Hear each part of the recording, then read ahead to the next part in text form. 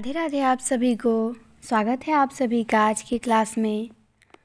तो UGC net का previous year paper हम लोग देखेंगे और आज देखेंगे दिसंबर 2011 का। पिछली क्लास में हमने जून 2011 का देखा था और इसमें हम देखेंगे दिसंबर 2011 का। ठीक, कम समय में बिल्कुल अच्छे से हम लोग इसका रिवीजन करेंगे। तो चलिए, पहला प्रश्न है आपके सामने कि राहुल संकृत्यायन ने हिंदी का प्रथम कवि किसे माना है। तो राहुल संकृत्यायन ने हिंदी का पहला कवि सरहपाद को माना है, ये ध्यान देना है। पुष्य या पुण्य को किसने माना है, तो शिव सिंह सेंगर ने। शालिभद्र सूरी को गणपति चंद्रगुप्त ने माना है। स्वयंभू को रामकुमार वर्मा ने माना है। और सर्वसम्मति से सरहपाद ही हिंदी के प्रथम कवि माने जाते हैं। अगला प्रश्न है दूसरे नंबर का, कौन सी बोली पश्चिमी हिंदी की नहीं है। पश्चिमी हिंदी की बोली दिया गया है ब्रजभाषा, बुंदेली, खड़ी बोली, अवधी। तो हमें पता है कि जो अवधी है वो पूर्वी हिंदी की है। ठीक, पश्चिमी हिंदी में 5 बोलियाँ आती हैं, ब्रजभाषा, बुंदेली, खड़ी बोली, कन्नौजी और हरियाणवी। तो ये आपको ध्यान देना है। अगला प्रश्न है 3 नंबर का कि संविधान की 8वीं अनुसूची में कौन सी भाषा शामिल नहीं है। तो बोडो है, डोगरी है, मैथिली भी है, लेकिन भोजपुरी शामिल नहीं है। आपको पता होना चाहिए कि भोजपुरी, अंग्रेजी और ब्रजभाषा ये संविधान की 8वीं अनुसूची में नहीं शामिल की गई हैं भाषाएं। ठीक, तो संविधान की 8वीं अनुसूची में कौन नहीं शामिल है, तो भोजपुरी नहीं शामिल है, बोडो, मैथिली, डोगरी है। अगला प्रश्न है 4 नंबर का कि बिहारी उपभाषा वर्ग के अंतर्गत कौन सी बोली नहीं आती है। तो बिहारी में भोजपुरी आ जाएगी, मगही आ जाएगी, मैथिली आ जाएगी, पर बुंदेली नहीं आएगी क्योंकि ये पश्चिमी हिंदी की बोली है। कहाँ की है, पश्चिमी हिंदी की। अगला प्रश्न है आपसे 5 नंबर का कि कौन अष्टछाप का कवि नहीं है। तो मलुकदास अष्टछाप के कवि नहीं हैं, ये संत परंपरा में आएंगे आपके। परमानंद दास हैं, जबकि अष्टछाप के कवि सूरदास भी हैं, कुंभन दास भी हैं, पर मलुकदास नहीं है। अष्टछाप में 8 कवि शामिल हैं। इसकी स्थापना 1565 में विठल नाथ ने किया था। चलिए, अगला है प्रश्न 6 नंबर का। 6 नंबर में पूछा गया है कि निम्न में से कौन सी रचना चिंतामणि की है। चिंतामणि की कौन सी रचना है, अलंकार प्रकाश है, रसराज है, कविकुल कल्पतरु है या काव्य निर्णय है। तो आपको बता दें कि चिंतामणि की रचना है कविकुल कल्पतरु। ठीक, अलंकार प्रकाश मम्मट की है, भूषण की है, रसराज मतीराम की है, काव्य निर्णय भिखारीदास की है। तो कविकुल कल्पतरु आपका जो है वो चिंतामणि का ग्रंथ है। अगला प्रश्न दिया गया है 7 नंबर का कि कौन सा कवि द्विवेदी युग का है। तो प्रेमघन हैं, राधा कृष्ण दास हैं, जसवंत सिंह हैं, सनेही हैं। तो ऊपर के तीनों तो आपके भारतेंदु युग में आते हैं, पर गया प्रसाद शुक्ल सनेही, इनका जन्म हुआ था 1883 ईस्वी में और ये आते हैं आपके द्विवेदी युग में। कब आएंगे, तो द्विवेदी युग में। चलिए, 8 नंबर में है कि कौन सा कवि प्रगतिवादी नहीं है। विकल्प में है केदारनाथ अग्रवाल, त्रिलोचन, शिवमंगल सिंह सुमन, भवानी प्रसाद मिश्र। तो भवानी प्रसाद मिश्र प्रयोगवादी कवि हैं। ठीक, ये दूसरा सप्तक में सम्मिलित कवि हैं, तो ये प्रगतिवाद में नहीं आएंगे। प्रगतिवाद में तो 6 कवि आते हैं, 5-6 कवि यही हैं, केदारनाथ अग्रवाल हैं, त्रिलोचन हैं, शिवमंगल सिंह सुमन हैं, नागार्जुन हैं। तो ये आपके भवानी प्रसाद मिश्र प्रयोगवादी हो जाएंगे।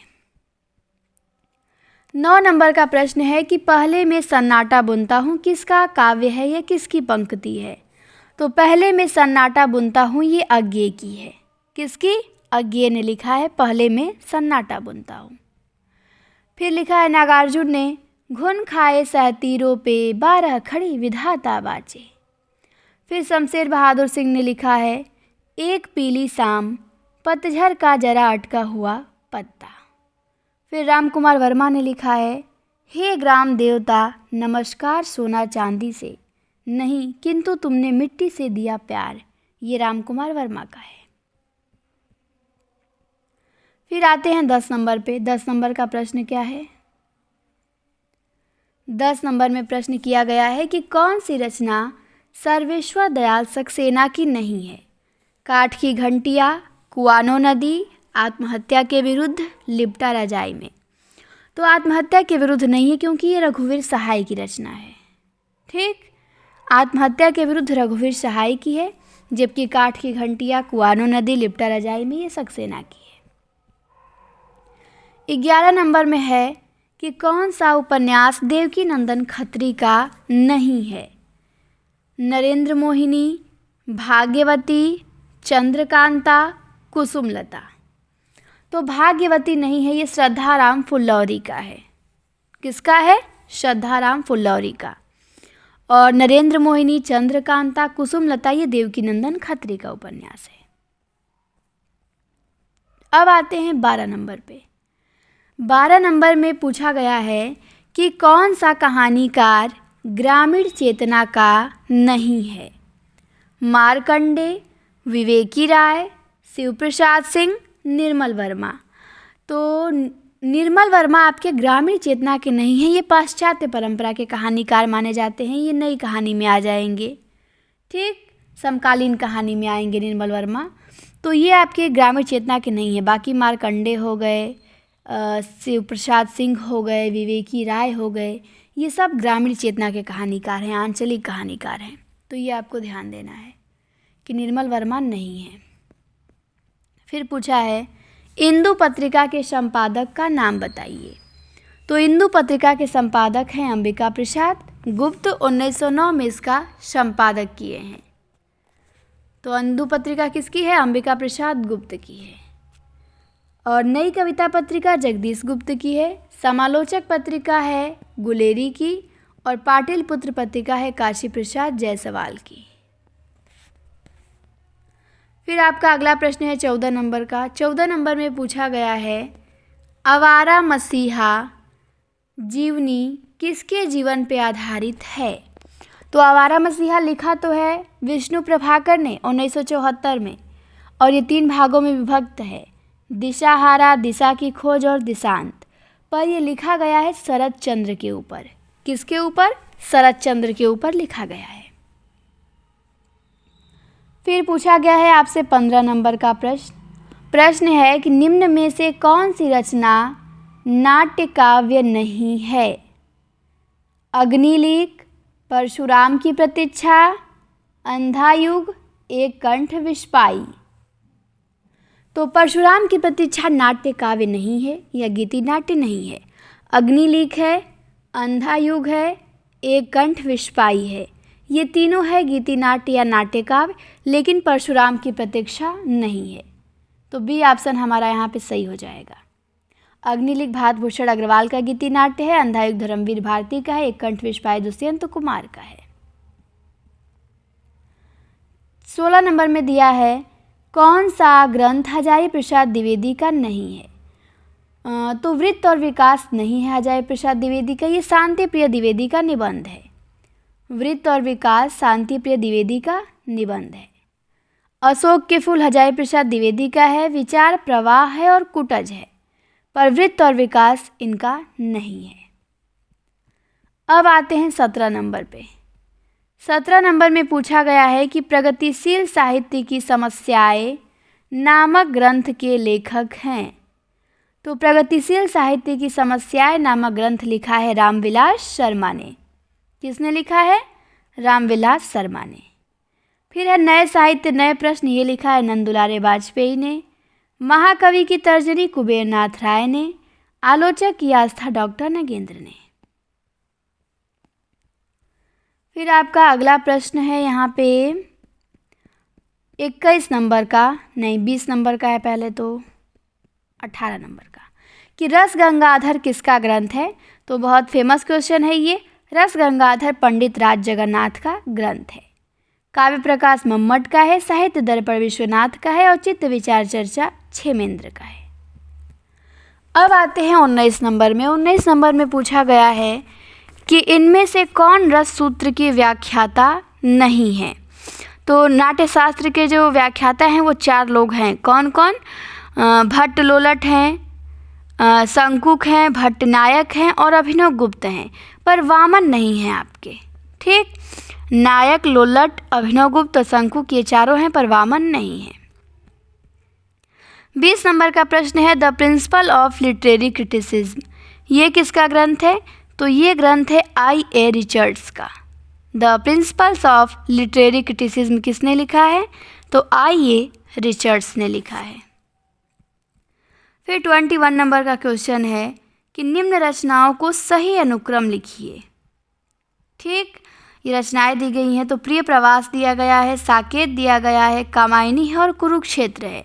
तो सबसे पहले आपका प्रिय प्रवास आ जाएगा 1914 में, फिर साकेत आएगा 1931 में, फिर कामायनी आएगी 1936 में और कुरुक्षेत्र आएगा 1946 में।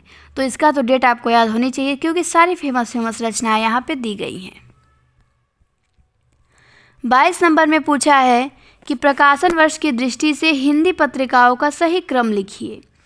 तो सबसे पहले आपकी आ जाएगी हरिश्चंद्र मैगजीन भारतेंदु की 1873 में, फिर आएगा आनंद कादम्बनी 1881 में प्रेमघन का, फिर ब्राह्मण 1883 में प्रताप नारायण मिश्र का, फिर भारतोदय आ जाएगा सीताराम शास्त्री का 1885 में।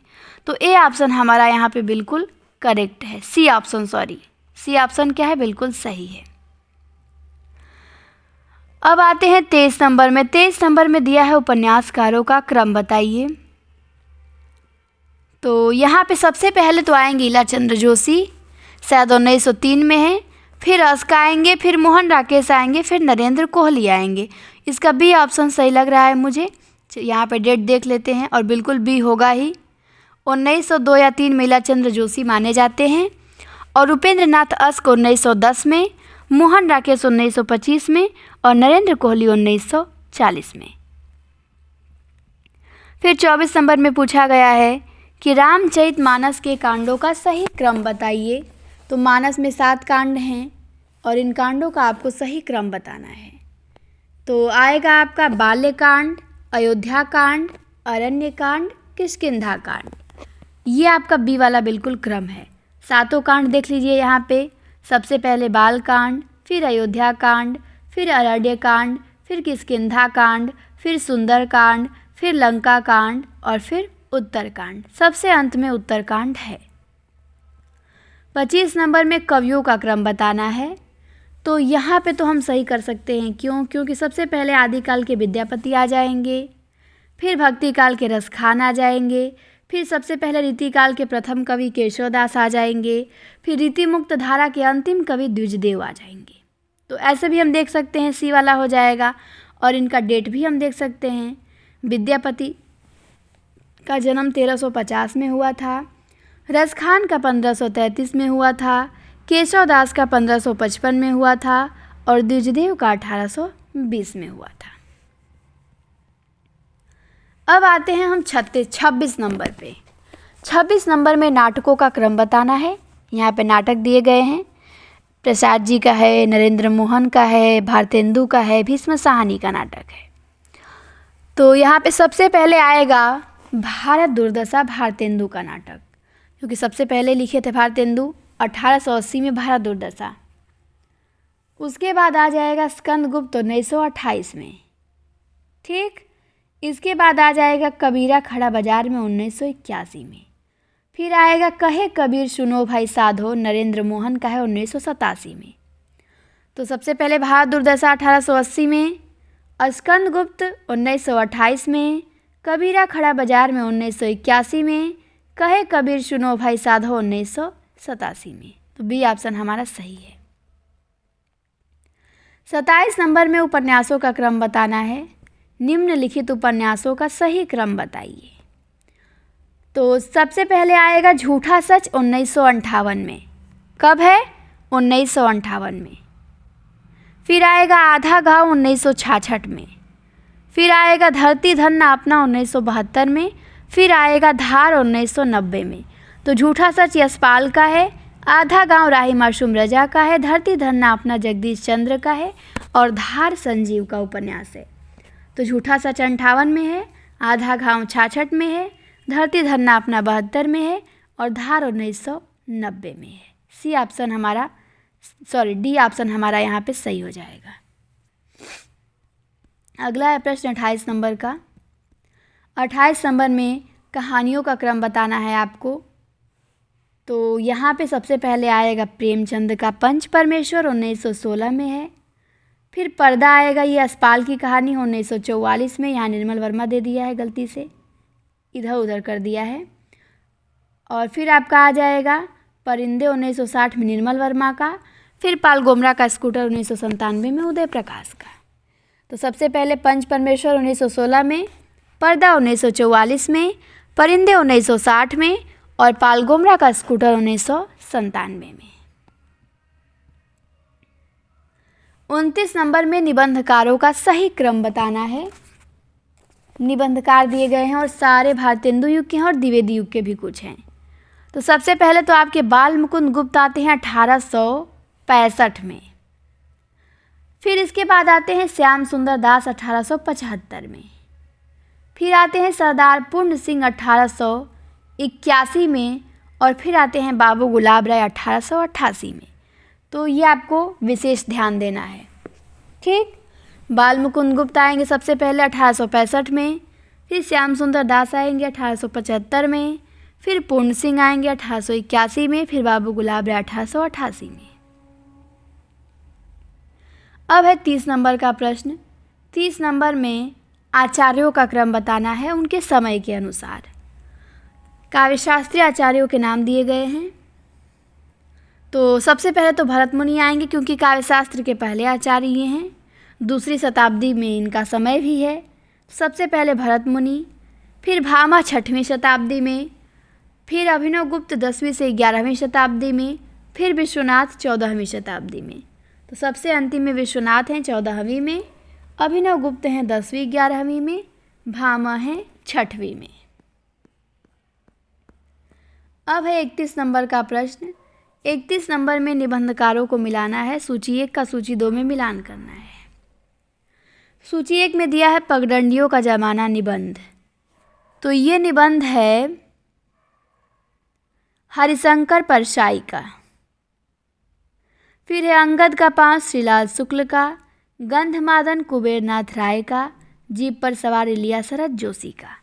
तो हमारा कौन सा सही हो जाएगा? हमारा सही हो जाएगा ऑप्शन सी। पगडंडियों का जमाना हरिशंकर परसाई का है। तो ए का 4 सी ऑप्शन में दिया है। अब आते हैं हम 32 नंबर पे। 32 नंबर में आलोचकों को उनकी कृतियों के साथ सुमेलित करना है।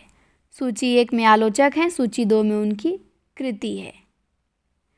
तो राम स्वरूप चतुर्वेदी की कौन सी रचना है? तो इनकी रचना है हिंदी साहित्य और संवेदना का विकास, जिन पे इनको व्यास सम्मान मिला है। फिर देवराज का है छायावाद का पतन, रामविलास शर्मा का है आस्था और सौंदर्य, लक्ष्मीकांत वर्मा का है नई कविता के प्रतिमान और कविता के नए प्रतिमान है नामवर सिंह का। किसका है? तो नामवर सिंह का है।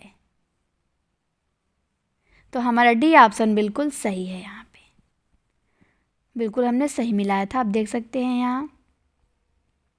चलिए आगे आते हैं 33 नंबर पे। 33 नंबर में सूची 1 का सूची 2 से मिलान करना है। सूची 1 में कहानियाँ दी गई हैं, सूची 2 में लेखक दिए गए हैं। तो 11 वर्ष का समय शुक्ल जी की कहानी है, दुलाई वाली बंग महिला की है, ग्राम प्रसाद जी की है और रानी केतकी की कहानी शिव प्रसाद सितारे हिंद की है। तो बी ऑप्शन हमारा सही हो जाएगा यहाँ पे। फिर है 34 नंबर में भी मिलान करना है। सूची 1 में उपन्यास दिए गए हैं, सूची 2 में उनके लेखक हैं। तो विराट की पद्मिनी उपन्यास वृंदावन लाल वर्मा, वैशाली की नगरवधु चतुरसेन शास्त्री, दिव्या यशपाल का है, चारुचंद्र लेख हजारी प्रसाद द्विवेदी का है। तो बी ऑप्शन बिल्कुल करेक्ट है हमारा। फिर है 35 नंबर का। 35 नंबर में सूची 1 का सूची 2 से मिलान करिए। सूची 1 में दिया है हिम किरीटिनी, इसके लेखक हैं माखनलाल चतुर्वेदी। फिर है अमोला, ये है त्रिलोचन की। फिर है काल तुझसे होड़ है शमशेर बहादुर सिंह की। फिर है गीत फरोश भवानी प्रसाद मिश्र की। तो डी ऑप्शन बिल्कुल हमारा यहाँ पे भी सही हो जाएगा। ए का दूसरा डी वाले ऑप्शन में दिया है। तो रचनाएं बिल्कुल फेमस दी गई हैं यहाँ पे। चलिए 36 नंबर में आते हैं। 36 नंबर में सूची 1 में आत्मकथा है, सूची 2 में उनके लेखक हैं। तो पहली आत्मकथा दी गई है एक कहानी यह भी। तो यह आत्मकथा मन्नू भंडारी का है। फिर है अन्य से अनन्या प्रभा खेतान का, हादसे रमणिका गुप्ता का, रसीदी टिकट अमृता प्रीतम का। तो यहाँ पे आपका सही हो जाएगा ए ऑप्शन। बिल्कुल सही मिलाया था हमने। एक कहानी यह भी 2007 में है मन्नू भंडारी का, अन्य से अनन्या भी 2007 में है, हादसे 2005 में है, रसीदी टिकट 1976 में है, कस्तूरी कुंडल बसे 2002 में है।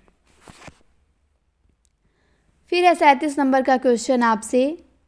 सूची 1 में कृति दी गई है, सूची 2 में उनके लेखक दिए गए हैं। तो यहाँ पे कृति है ग्लोबल गांव के देवता। ग्लोबल गांव के देवता किसकी है? रणेंद्र का है, जूठन ओम प्रकाश वाल्मीकि का है, मुक्ति पर्व मोहनदास नैमिषारण्य का है, छप्पर जयप्रकाश करदम का है। तो हमारा यहाँ पे सी ऑप्शन बिल्कुल सही हो जाएगा। फिर आते हैं 38 नंबर पे। 38 नंबर में आपसे पूछा गया है,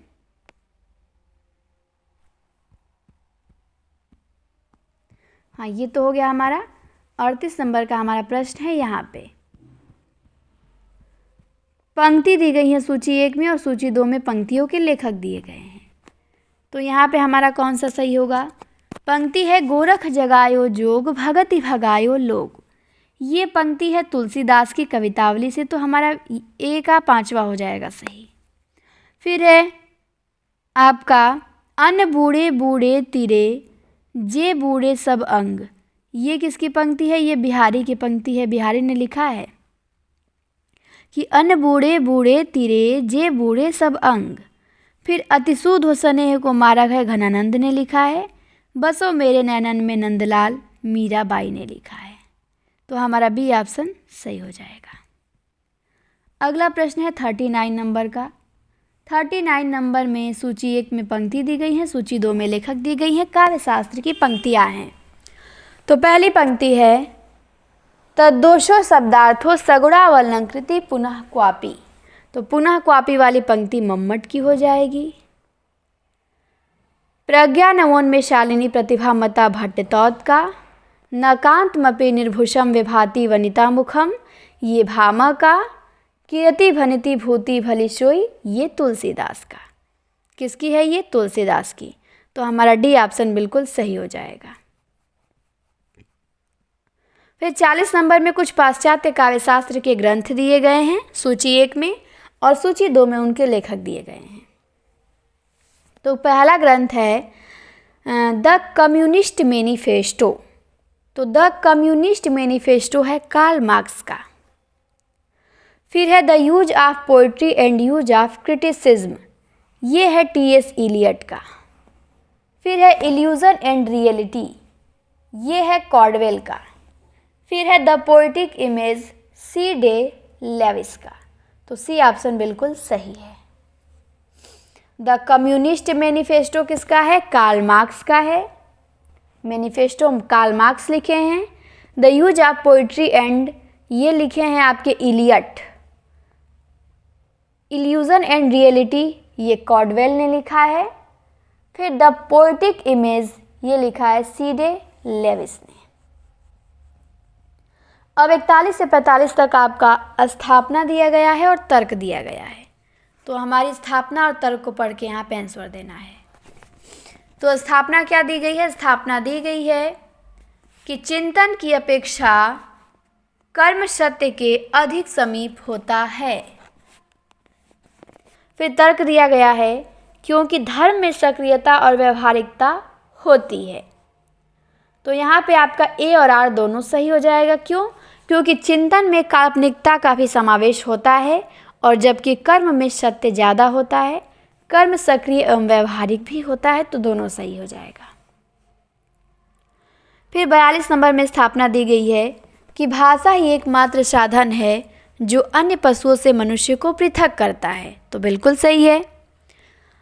तर्क दिया गया है क्योंकि भाषा केवल मनुष्य की अर्जित संपत्ति है, तो ये गलत दिया गया है। भाषा अर्जित संपत्ति नहीं है, केवल अर्जित संपत्ति नहीं है, बल्कि ये अर्जित एवं सर्वोत्तम संपत्ति है। और आपको ध्यान देना, जिस भी कथन में केवल लगा देता है ना, वो कथन गलत हो जाता है। ठीक, जैसे तत्सम तद्भव में हम देखते हैं कि जिस शब्द के ऊपर चंद्र बिंदु लग जाता है वो गलत हो जाता है वो शब्द। इसी तरह यहाँ पे जिस कथन में केवल लग जाए ना, तो वो कथन समझिए गलत हो जाएगा। ठीक, तो इसीलिए हमारा तर्क गलत है और स्थापना सही है।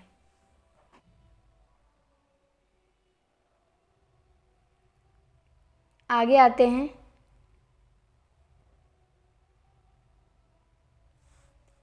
अगला प्रश्न है आपका 43 नंबर का। 43 नंबर में दिया है स्थापना कि सीखने का प्रयत्न किए बिना सिखाने की लालसा विफल होती है। बिल्कुल सही है कि सीखने का प्रयत्न किए बिना सिखाने की जो लालसा है विफल हो जाएगी। और तर्क दिया गया है क्योंकि सिखाने के लिए सीखने की आवश्यकता नहीं है। तो यहाँ पे ए और आर दोनों सही है। नहीं, ए सही है और आर आपका गलत है। ठीक, सिखाने के लिए सीखने की आवश्यकता क्यों नहीं है? जब तक हम सीखेंगे नहीं तो सिखाएंगे क्या? तो यहाँ पे तर्क गलत दिया गया है, जबकि स्थापना आपकी सही दी गई है। 44 नंबर में दिया गया है स्थापना कि लोभ चाहे जिस वस्तु का हो, जब बढ़ जाता है तो उस वस्तु की प्राप्ति सानिध्य या उपभोग से जी नहीं भरता। और तर्क दिया गया है क्योंकि मनुष्य नहीं चाहता कि उसकी प्राप्ति बार बार हो। तो यहाँ पे स्थापना सही है, लेकिन तर्क क्या है? गलत है। तो बी ऑप्शन हमारा सही हो जाएगा। 45 नंबर में दिया गया है स्थापना कि कविता ही मनुष्य के हृदय को स्वार्थ संबंधों के संकुचित घेरे से ऊपर उठाती है। बिल्कुल सही दिया है। फिर तर्क दिया गया है कि क्योंकि कविता मानव के हृदय को व्यापक नहीं बनाती। तो तर्क गलत दिया गया है क्योंकि कविता मानव के हृदय को व्यापक बनाती है। तो स्थापना यहाँ पे भी सही है और तर्क क्या है? गलत है। तो हमारे 45 प्रश्न यहाँ पे कंप्लीट हुए और ये पेपर हमारा समाप्त हुआ। 2011 का दिसंबर का पेपर था। यहाँ पे 5 क्वेश्चन गद्यांश से दिए गए हैं। 50 क्वेश्चन कंप्लीट हुए। पहले 85 क्वेश्चन आते थे नेट में, कितना अच्छा था, केवल 50 क्वेश्चन, उसी में नेट, उसी में जीआरएफ। ठीक, तो फिर इसके बाद हम लोग जैसे जैसे आगे बढ़ेंगे प्रश्नों की संख्या बढ़ती जाती है, पेपर में पैटर्न चेंज होता जाता है। तो फिर अगली क्लास में हम 2012 का पेपर देखेंगे। इस क्लास में इतना ही। मैंने सोचा है फास्ट रिवीजन कराया जाए प्रीवियस ईयर पेपर का, क्योंकि देर से समय लगा के तो हम अपने से पढ़ते ही हैं, पर थोड़ा सा फास्ट हमें पढ़ना है। क्लास अच्छी लगी होगी आप लोगों को। फिर मिलते हैं हम अगली क्लास में। तब तक के लिए धन्यवाद आप सभी को।